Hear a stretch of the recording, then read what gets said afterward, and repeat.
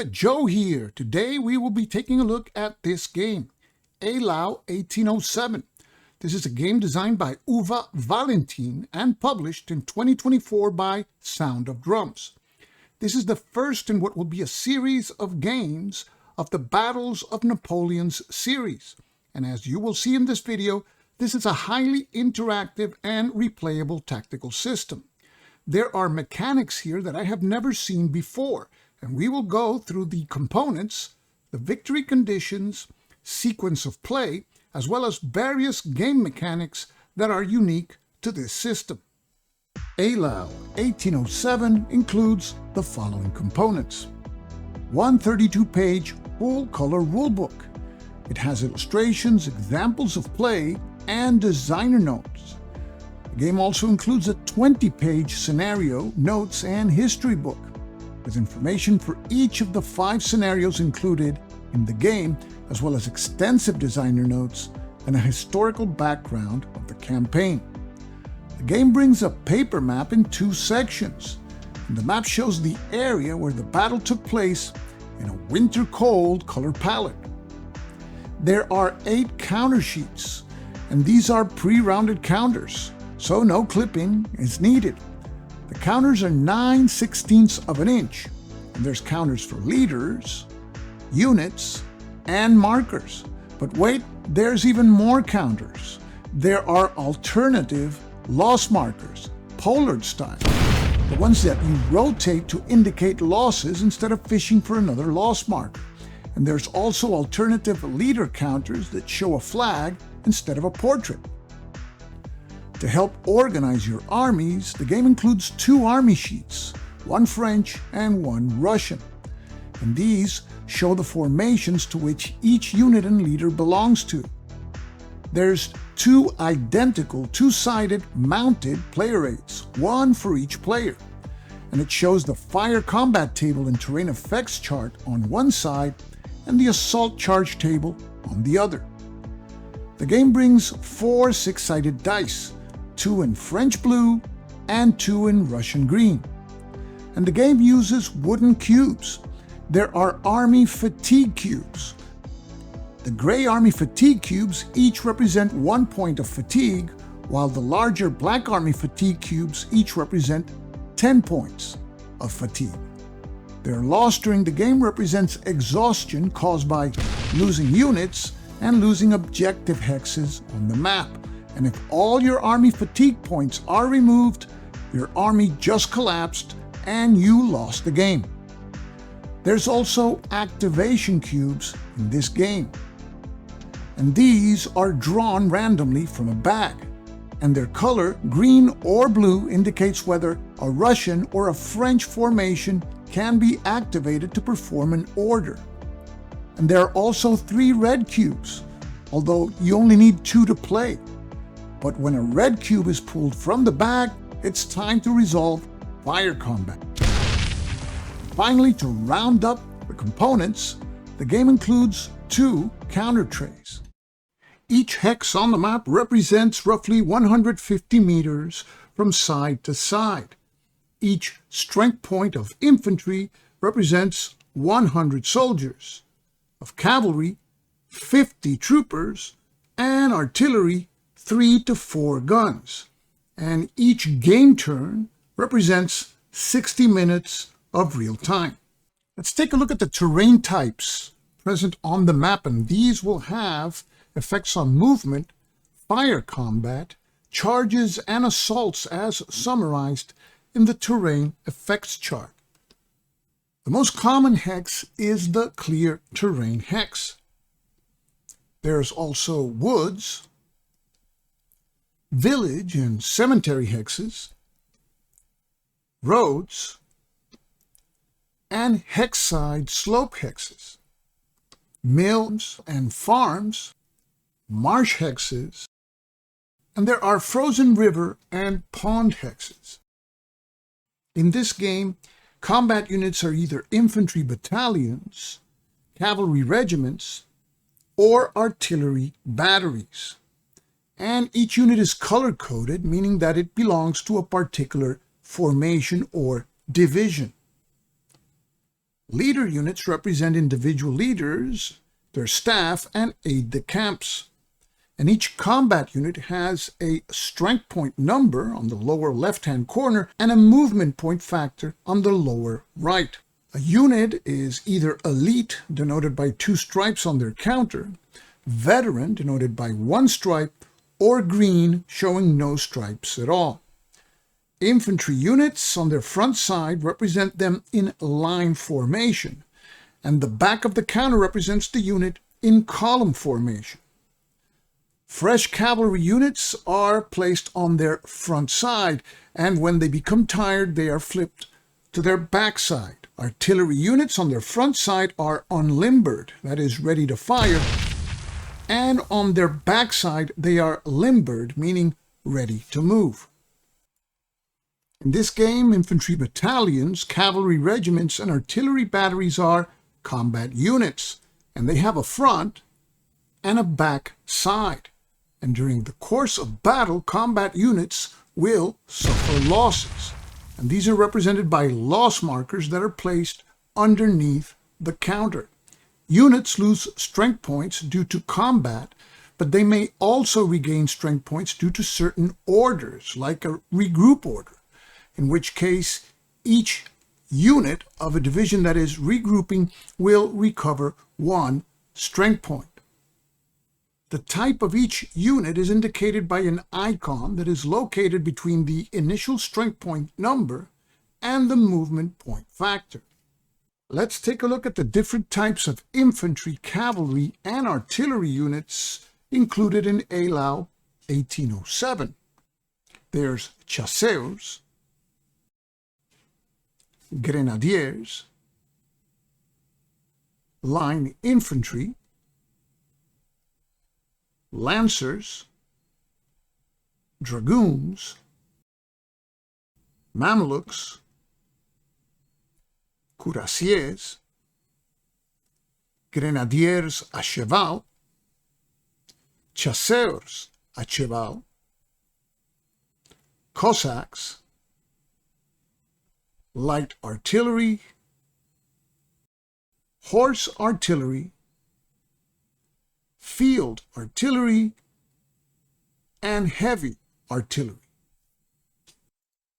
There's also markers to denote square formation, control, and smoke.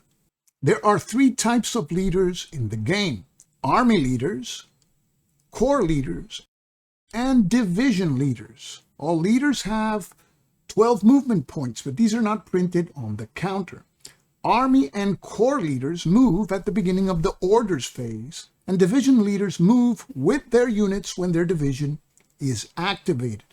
And there are replacement leaders that come into play when the division leader on the front of their counter becomes a casualty.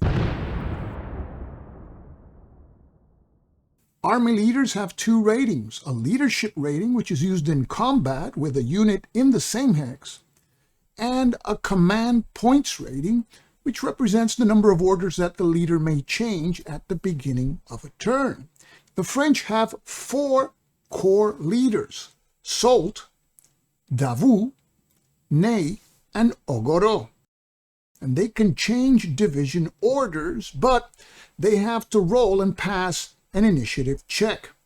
And of course, the game has division leaders, and these leaders have an initiative and a leadership rating.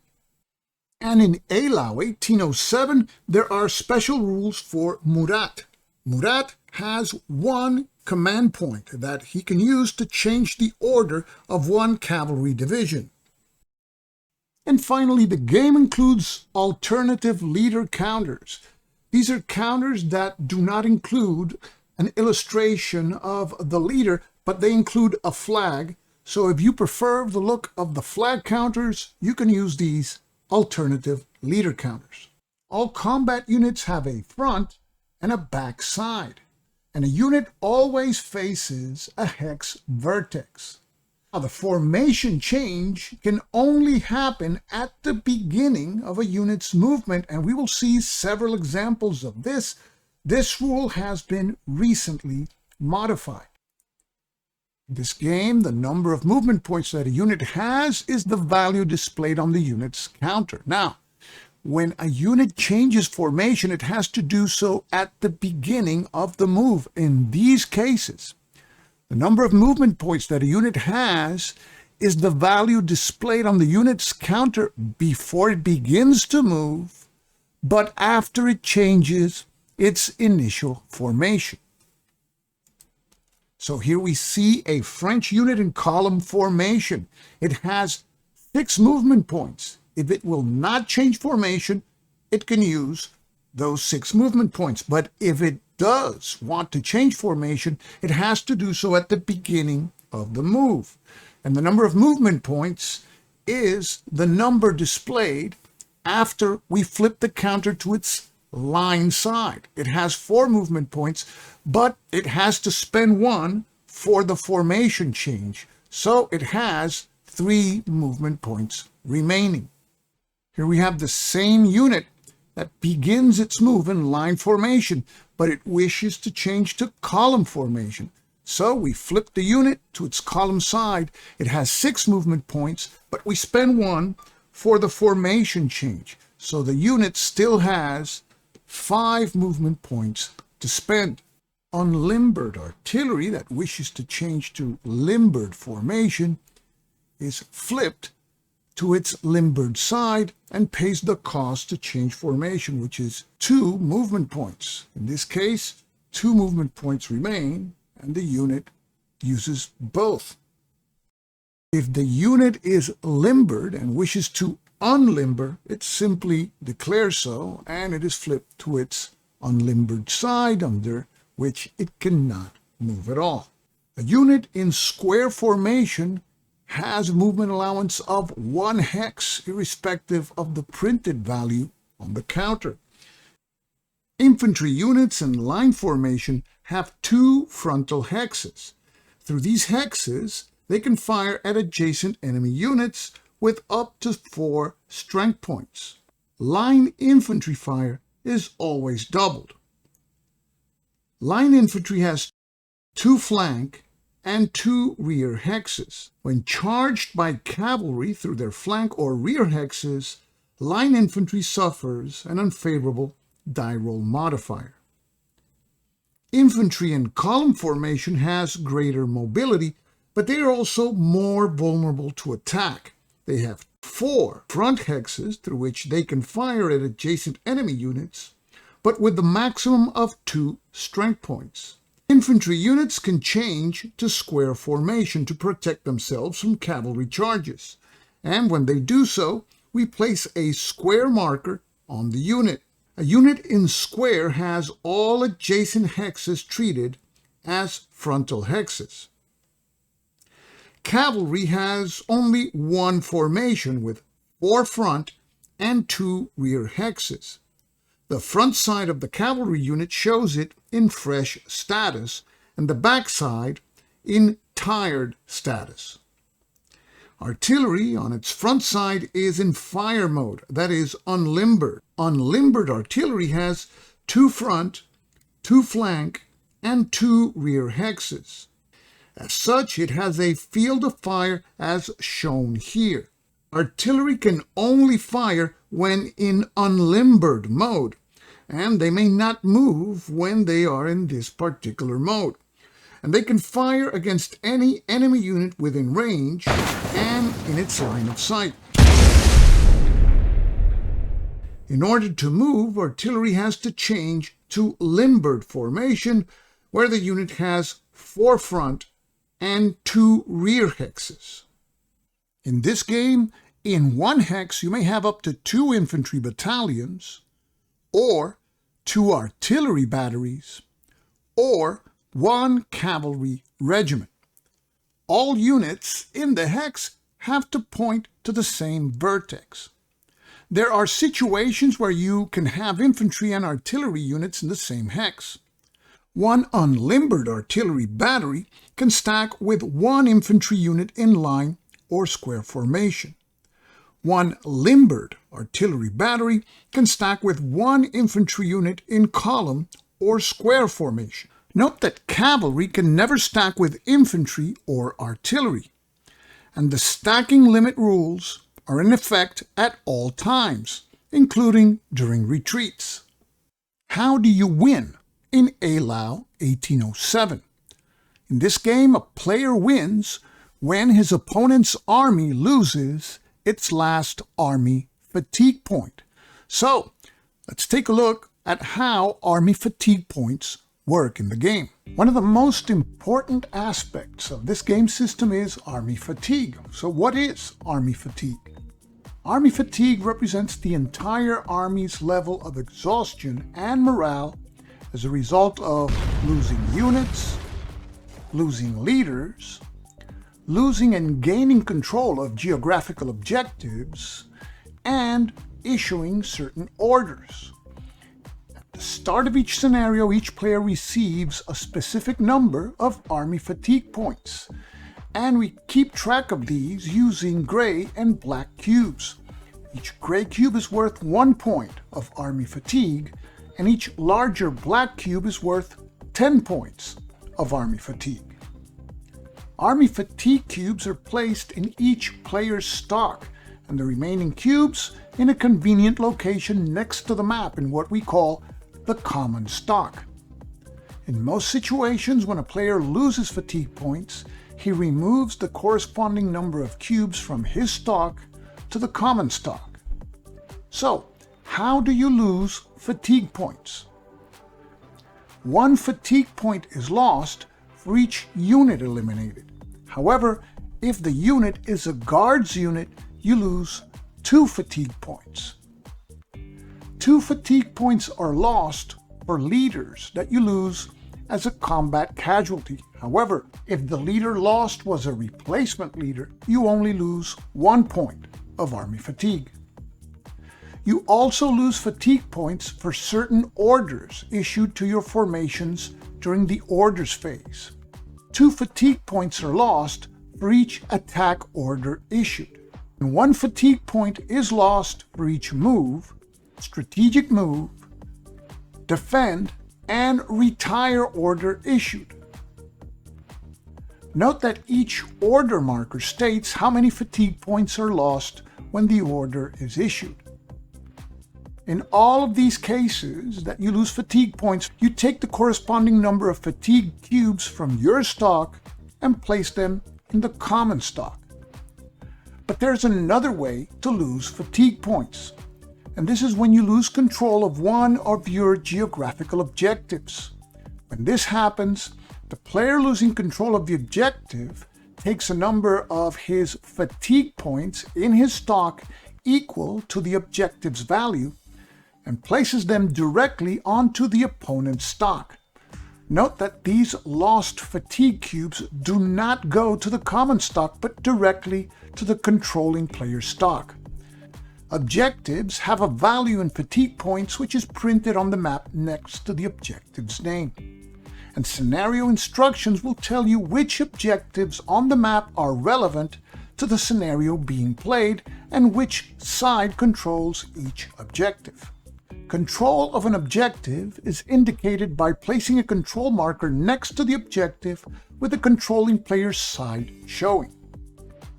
Who controls a geographical objective? For a player to control an objective, there must be no enemy units in any of the objective's hexes, and there must be at least one of the player's units in one of the objective's hexes. Let's take a look at an example. The village of Lampash comprises 3 hexes and is worth 10 army fatigue points. At the start of the scenario, it is controlled by the Russian player. However, the French player manages to push the Russians out and now occupies 2 of the village's hexes with no Russian units in any of the village's hexes. The Russians have lost control of Lampash. 10 points of army fatigue cubes are taken from the Russian player's stock and transferred directly to the French player's stock. Later during the game, the Russian player regains control of Lampash, as shown here. Now, the French player returns 10 fatigue points from his stock to the Russian player's stock. So, as you can see, capturing enemy objectives is a way of gaining fatigue points. And there's another way of gaining fatigue points, and this is by issuing regroup orders during the orders phase. For each regroup order issued to a formation, 1 point of army fatigue is added to the player's stock, with cubes taken from the common stock. And what happens if an army runs out of fatigue cubes? An army with no fatigue cubes collapses, and the game ends immediately with a victory for the opposing player. And if it's the last turn of the game and no army has collapsed, then the player with the most fatigue points in his stock wins the game. And if both players are tied, the Russian player wins the game. So, keep a close eye at your army's fatigue points. It's a matter of winning or losing. Let's go through the game sequence of play. In the weather determination phase, players roll 1d6 on the weather table to determine if the weather for the turn will be clear, snow, or storm. In the orders phase, each player may move their army leader, and the French player can also move his corps leaders. Players may change or attempt to change their division's orders, and some orders will require the player to spend army fatigue cubes. Next, we determine the number of available activation cubes for each army. Next, we determine the first player. The players total the number of initiative points generated by their army's current orders, and the player with the most initiative points gets to activate one of his divisions at the start of the activation phase. At the beginning of the activation phase, the initiative player spends 1 activation cube to activate one of his divisions. And after that division is activated, players draw an activation cube from the common bag. If it is blue, the French player may activate a French division. If it's green, the Russian player may activate one of his divisions. And if the cube is red, a simultaneous fire segment takes place. When playing the grand battle scenario, the activation phase ends when there are only 2 activation cubes left in the bag. When the activation phase ends, units under a hold, regroup, or retire order may now recover strength points by rallying. All tired cavalry units are now flipped to their fresh sides. And finally, the turn marker is advanced, and if this was the last turn of the game, we determine who wins the game.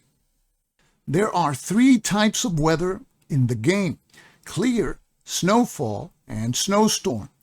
Clear weather has no effect on play. The other 2 types do affect play.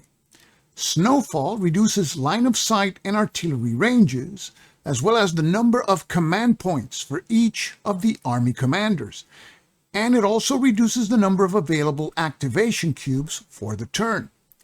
Snowstorm weather has even greater effects on these matters, as you can see here. In addition, during a snowstorm, charges and assaults are prohibited. Strength points that are recovered by units under a regroup order are cut in half, and there's even a -3 die roll modifier to initiative die rolls. What you see here are weather effects reminder cards that I made for this game. These cards are available at Board Game Geek's file page for the game. Whenever the weather die roll is snowfall or snowstorm, simply place the appropriate card on any empty area of the map to serve as a reminder. As stated before at the beginning of the orders phase, both players may move their army leaders, and the French player can also move his corps leaders. During this phase, players may change none, some, or all of the orders of their divisions. Each army leader has a number of command points. Napoleon has 6, and Bennigsen has 4. Murat has 1, but his command point can only be used to change the order of a French cavalry division. Command points can be used to change a division's order in the following way. If the division's leader is within 12 hexes of the army leader, an order change costs 1 command point. If the division's leader is between 13 to 18 hexes away from the army leader, 1 order change costs 2 command points. And if the division leader is farther away than 18 hexes from his army leader, then his order can only be changed by the division leader making a successful initiative roll. However, if the division is French, the order can also be changed by a successful initiative roll performed by the division's corps leader. In an initiative test, we roll 2 dice. If the result is equal or less than the testing leader's initiative rating, the division can change its order.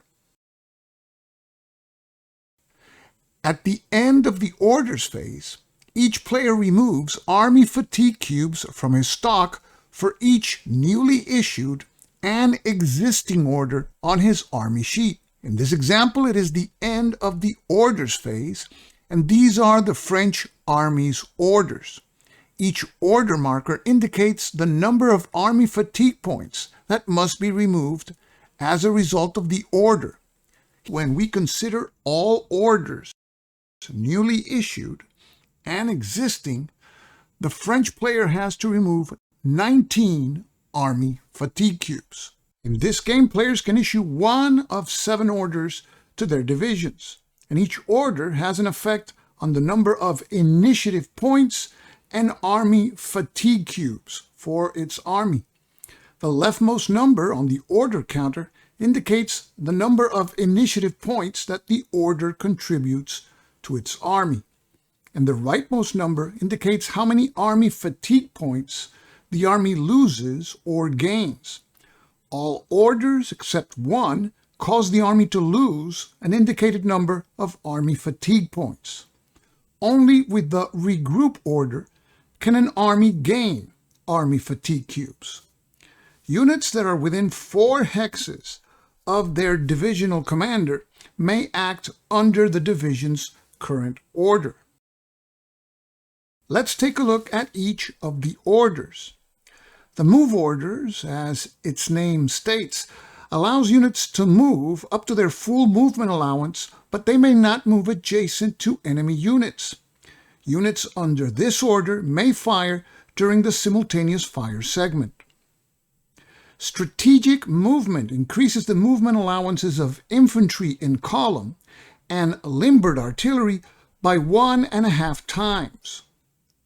But units may not come closer than 5 hexes from enemy units. A defend order limits movement to just 1 hex, but the units cannot move adjacent to enemy units. Units under this order, however, may still fire during the simultaneous fire segment. A hold order has no effect on initiative or army fatigue points. Units under this order may not move, but they may fire during the simultaneous fire segment. In addition, at the end of the activation phase, 2 of the division's units may each regain 1 strength point. The retire order increases the movement allowances of all the division's units by 1.5, but they must move away from enemy units. And at the end of the activation phase, 1 of the division's units may recover 1 strength point. With a regroup order, every unit in a division may regain 1 strength point. However, none of the units may move, and none of the units may fire during the simultaneous fire segment. And finally, the attack order is the only order that allows units to move into hexes that are adjacent to enemy units. Units under this order may fire during the simultaneous fire segment, and they may also assault, in the case of infantry, or charge, in the case of cavalry. Note that each attack order contributes 4 points of initiative, but consumes 2 points of army fatigue. And during setup, players must assign a specific order to each of their divisions according to the scenario's instructions. During the Determine Available Activation Cubes phase, each player rolls 1d6 and adds that number to the number indicated for its side on the turn record track. Also, the players add the leadership rating of their respective army leader. For example, it's the 8 a.m. turn, and the French player rolls 1d6. The result is a 3. The turn's die roll modifier is 5, so that is added, and we're at 8. And finally, we add Napoleon's leadership rating of 4 for a total of 12 activation cubes for the French during this turn.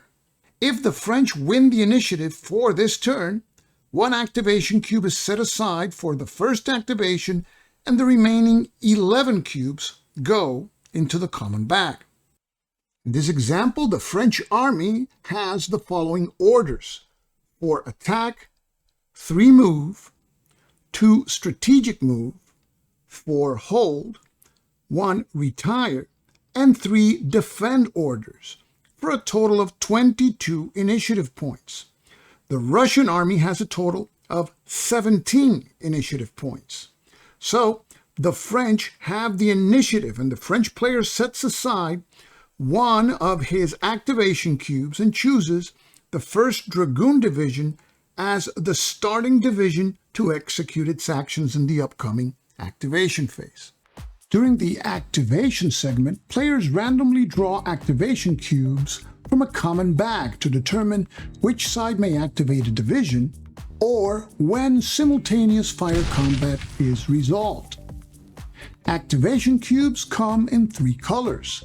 In Eylau 1807, blue cubes are used for the French, green for the Russians, and red cubes to determine when simultaneous fire combat is resolved. Players draw activation cubes 1 at a time from a common bag. A drawn blue or green activation cube indicates which side may activate a division. After deciding which division is activated, the activation cube is placed in the 1st, 2nd, or 3rd activation row on the division's army sheet. When the activated division's action is over, the next activation cube is drawn. And if a red fire combat cube is drawn, a fire combat segment is resolved.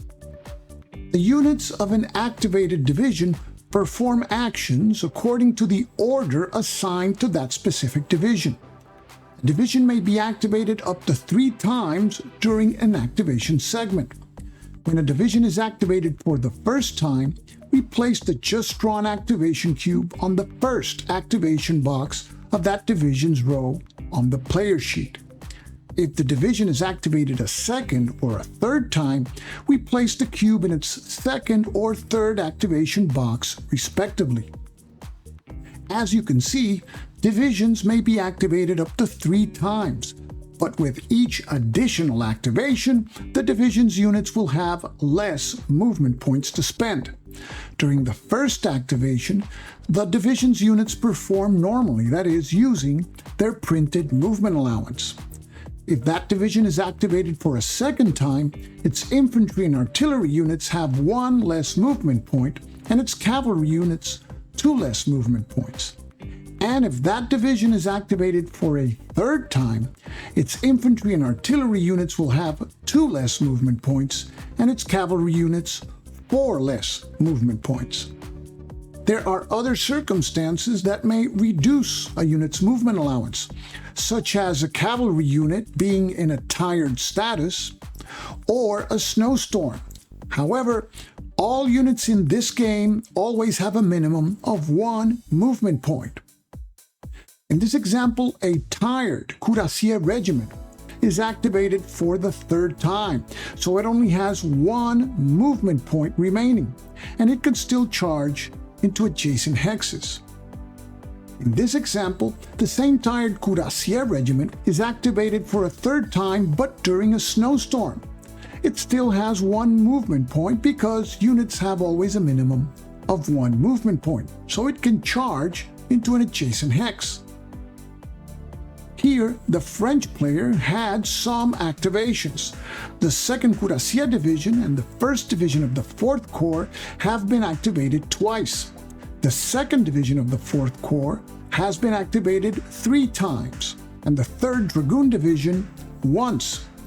The units belonging to the 2nd Dragoon Division, however, could use their full movement allowance because they haven't been activated yet. A player may never draw more than 3 of his activation cubes in a row. When the player draws his 4th activation cube in a row, that activation cube goes back to the bag, and players continue drawing activation cubes until one of the other army or a red fire combat cube is drawn. In the unlikely case that what only remains are activation cubes of the player that just drew the 4th activation cube, well, these are lost and the game turn ends with no further activations. At the end of the activation segment, we remove all activation cubes from both army sheets. When playing the Grand Battle scenario, the 2 last activation cubes are never drawn, but there's an exception. In the rare case that the 2 remaining activation cubes in the bag are the 2 red fire combat cubes, then we execute one simultaneous fire segment. Whenever a red fire combat cube is drawn, we conduct a simultaneous fire combat segment. Infantry units that have an enemy unit adjacent in one of their front hexes, or artillery units that have enemy units within range and in line of sight, may now conduct fire combat. Only units whose divisions are under an attack, a defend, a hold, or a move order may conduct fire. Note that units under a retire, regroup, or strategic movement order are not supposed to be close enough to the enemy to be able to exchange volleys. However, units under these orders are still eligible for reaction and defensive fire. Players alternate firing one unit at a time until all desired fire is executed, and all fire combat in this game is considered to occur simultaneously. Movement mechanics in this game are very similar to most hex and counter tactical games. We'll cover some special situations. Artillery units in fire mode cannot move, and they're considered to have 0 movement points. They need to limber before moving. Certain terrain hexes, such as woods, villages, and the cemetery, are obstructed hexes. Infantry that enters an obstructed hex is considered to be in obstructed formation. When leaving an obstructed hex, a unit enters line or column formation and pays 1 additional movement point to do so. Note that cavalry and artillery may not enter obstructed hexes unless they do so via a road hex side.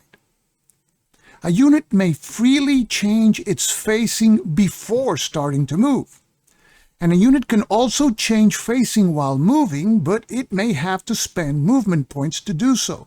There are no zones of control in this game. However, entering a hex that is adjacent to an enemy unit costs additional movement points, and the moving unit must stop when entering a hex adjacent to an enemy unit. In this game, there are 5 situations where fire combat may occur. Fire combat may occur when one of the fire cubes are drawn from the common bag. In this case, players execute a simultaneous fire combat segment. Fire combat can also occur when a unit is charged by cavalry, in which case the defending unit may execute defensive fire. It also occurs when a moving enemy unit leaves a front hex of a friendly unit. In this case, the friendly unit may perform reaction fire. Fire combat can also occur when an adjacent enemy unit changes into square formation as a result of a friendly cavalry activation or movement. And finally, fire combat may occur when a French horse artillery battery unlimbers at the end of its move. Let's take a look at the fire combat mechanics. The player with the initiative fires first with one of his eligible units, and he selects one at the extreme flank of his army. Firing units are marked with a smoke mark. After this initial fire is executed, the opposing player selects one of his units on the same flank to fire and places a smoke marker after it does so. The first player now conducts a fire combat with a second unit, and he proceeds down the length of the front line where the fire combat started. And after the second fire combat, the opponent fires a second unit following the same procedure. And this procedure is repeated, each player firing alternatively one unit at a time until all desired and allowable fire has been resolved.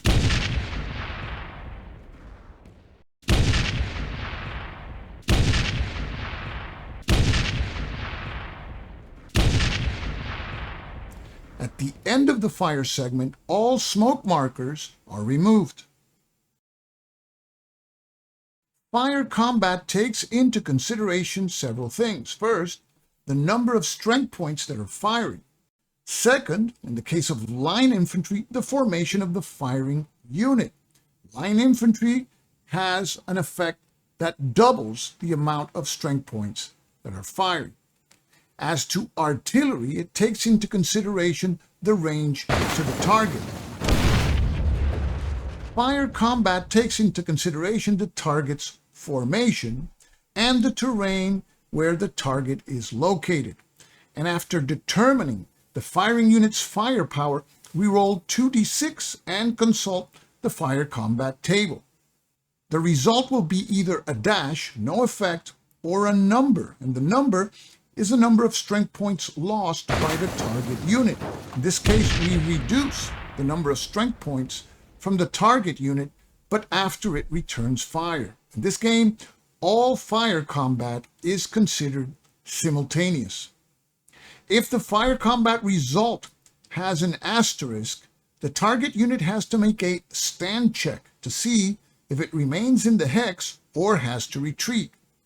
And if a leader is in the target hex, an asterisk will cause a check to see if the leader becomes a casualty. Stacking units in one hex can be dangerous when their hex is taking enemy fire. If fire combat eliminates the top unit in the stack, the remaining unit has to make a stand check, and if the top unit could not satisfy the entire loss number, any remaining losses have to be absorbed by the bottom unit. In this game, a maximum of 4 infantry strength points may fire if the firing unit is in line formation. If the firing unit is in column formation or firing from an obstructed hex, it can only fire with up to 2 strength points. If a unit can fire at more than one adjacent target, the player may decide to fire at multiple eligible targets, but he has to split the unit's fire strength in order to do so. An infantry unit in square formation may fire into 3 different hexes with up to 2 strength points in each combat. If 2 infantry units are stacked in a hex, only the top infantry unit may fire. However, if there's an infantry unit stacked with an artillery unit, they may both fire at the same or different targets. There are several modifiers that apply to fire combat, and all modifiers are cumulative. Artillery is very effective against infantry column formation, in which case the artillery gets a +2 die roll modifier, and is even more effective against square formations, in which case the artillery receives a +4 die roll modifier. A +1 die roll modifier applies for all infantry defensive fire.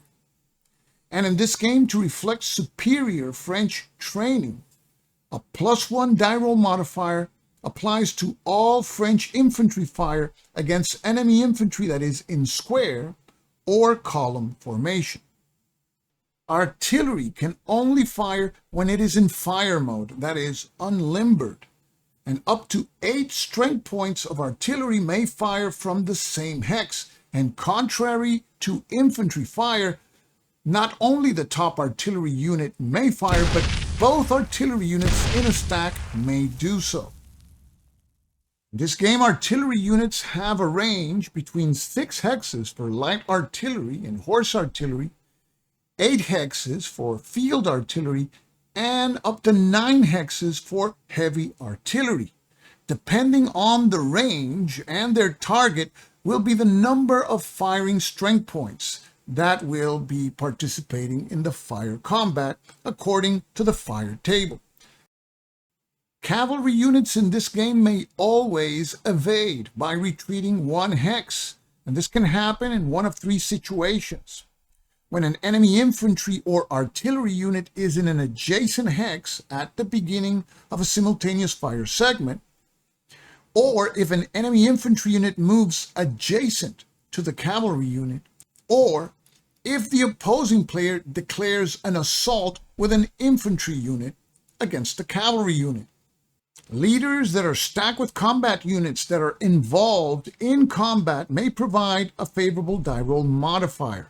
However, leaders in a hex that take fire may become casualties with an asterisk result. In this case, we roll 1d6. On a 1 to 3, there's no effect, but on a 4 to 6, the leader becomes a casualty, and we flip the leader counter to its replacement side. If the French player rolls for Napoleon, a result of 1 to 5 has no effect, but a result of 6 causes that Napoleon become a casualty, and if that happens, the French player immediately loses the game. For any other leaders, becoming a casualty, in addition to flipping the leader counter to its replacement side, causes the side to lose 2 army fatigue points. In this game, for a unit to enter a hex occupied by an enemy unit, it must conduct an assault if the unit is infantry, or a charge if the unit is cavalry, and only units of a division with an attack order may assault or charge after all movement of their division is concluded. Let's take a look at the assault procedure. After the player has moved his units as a result of an attack order, the player declares an assault on an adjacent enemy-occupied hex. The defending unit now executes 1 defensive fire combat. Next, we determine the die roll modifier that applies as a result of the odds ratio of all participating units. We check for the applicable die roll modifiers to the hold the position roll, and all die roll modifiers are cumulative. And then we roll 2 dice and we apply the result. Any assaulted or charged unit and any units adjacent to the charging unit that have not been or will not be assaulted themselves may execute 1 defensive fire. If the assaulting or charging units survive the defensive fire combat and do not retreat, then the defender must check to see if he holds the hex, and this is what is called a hold check roll. And there are modifiers that apply to the die roll based on odds ratio, the status of the defending unit, and the status of the assaulting units.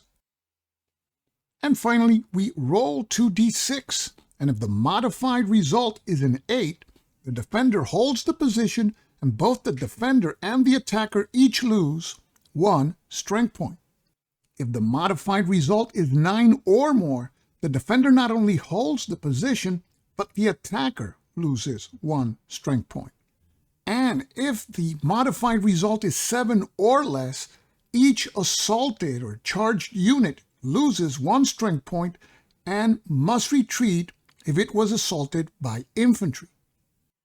In this game, cavalry units that are assaulted have the option of conducting a reaction charge, and this happens whenever an enemy unit moves into any of the front hexes of a non-tired cavalry unit. The cavalry unit must decide immediately if it will perform the reaction charge. Cavalry that conducts a reaction charge gets a +2 die roll modifier for charging at a short distance. And a reaction charge can only be executed by a cavalry unit under an attack, a move, a hold, or a defend order.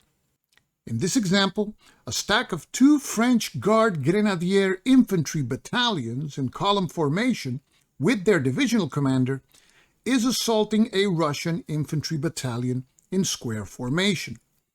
The division of the Russian unit is under a hold order. Russian defensive fire had no effect.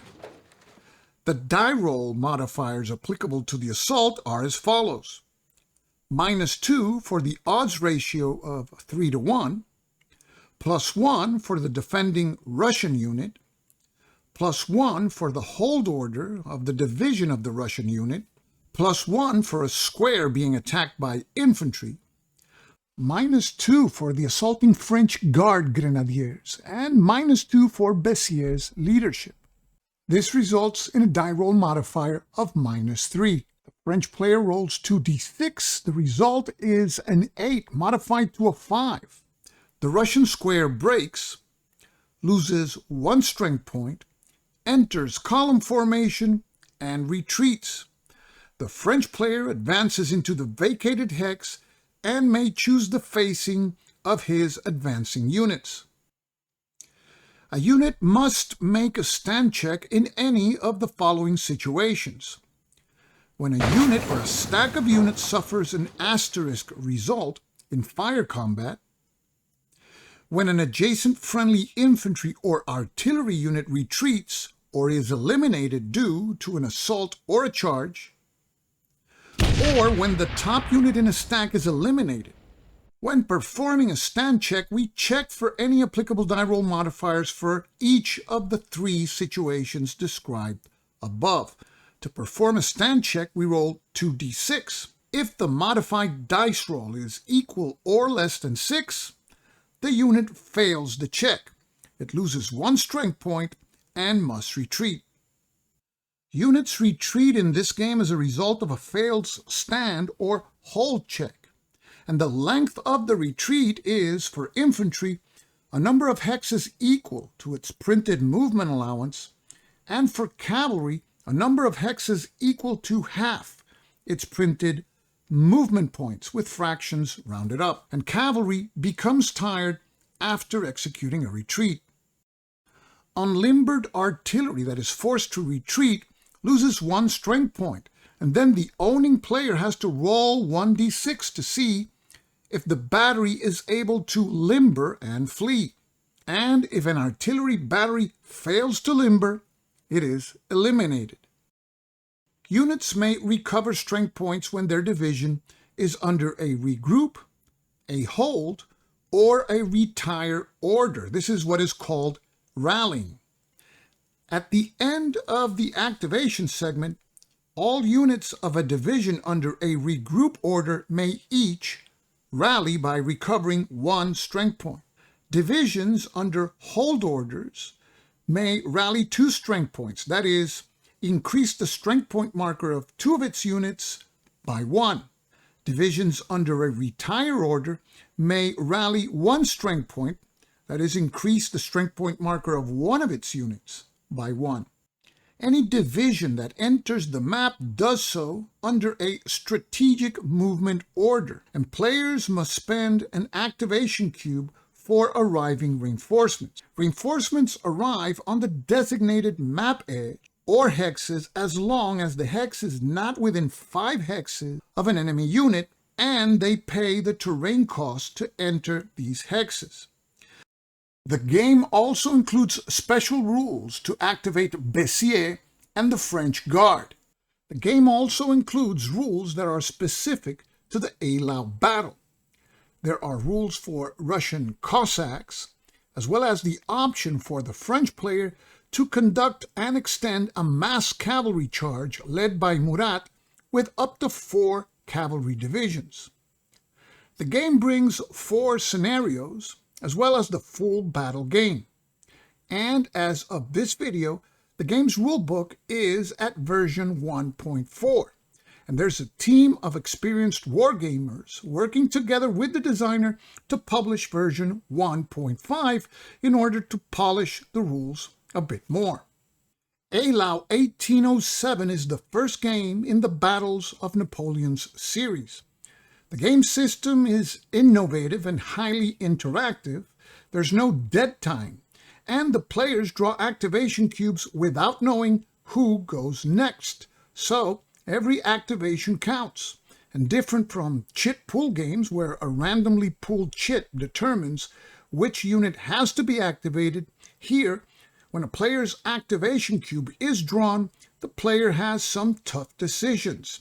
The player will not have enough activation cubes each turn to move and reposition his entire army. He has to decide which of his divisions to activate, and a division may be activated up to 3 times per turn. However, your best laid plans may not come to fruition, since you never know when one of your cubes will be pulled, and the opponent may have up to 3 of his cubes drawn in succession. And players never know when will fire combat be resolved. All these elements contribute to a highly interactive and replayable gaming experience. The order system not only impacts what the units may do when activated, but they also determine the number of activation cubes that a side will have each turn. But be careful, if you issue too many aggressive orders, your army will rapidly lose army fatigue points, and these are essential in the game to determine who wins and who loses. This is Eylau 1807, Volume 1 in the Battles of Napoleon's series, designed by Uwe Wallentin and published by Sound of Drums. I hope that this video has given you a good idea of the flow of the game and what the game has to offer. This is Stuka Joe, signing off for now. Thanks for watching.